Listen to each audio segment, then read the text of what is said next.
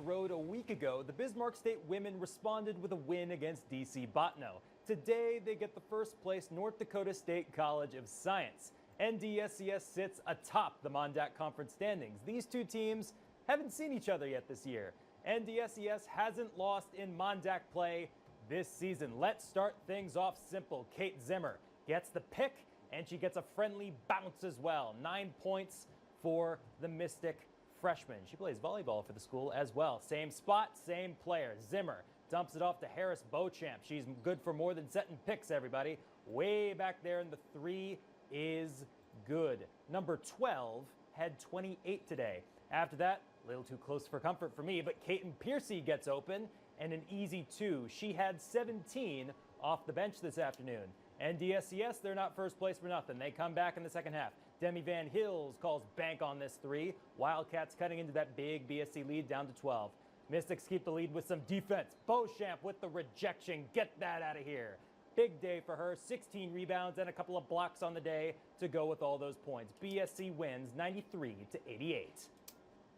We knew that we needed to box out and we had to win the battle of the boards tonight. So I think I kind of knew that coming in, and that just kind of drove me to those rebounds that I got. You're not going to beat a team like this without having a team effort, and that's definitely what we got tonight. Puts us in the race for the conference, and that's kind of what our goal is at the beginning of the year. You want to be at the top of the conference, finish at that top end to get some home playoff games. So we needed to protect the floor, our home floor tonight, and the girls came out in the first half and just had a huge first half and executed down the stretch to make sure we got the win. Some other women's scores from today. Williston State wins again, this time against Miles, 102-69. Bismarck's Jersey Berg had 14 points plus 10 rebounds, double-double performance from the former Demon. A top 10 scorer in the Mondac, as a matter of fact. Allison Coons led the Tetons with 28. She's fourth in the conference in points per game. DC Bottineau gets a 67-52 win against Dawson. Amari Butler led the Jacks with 26 points.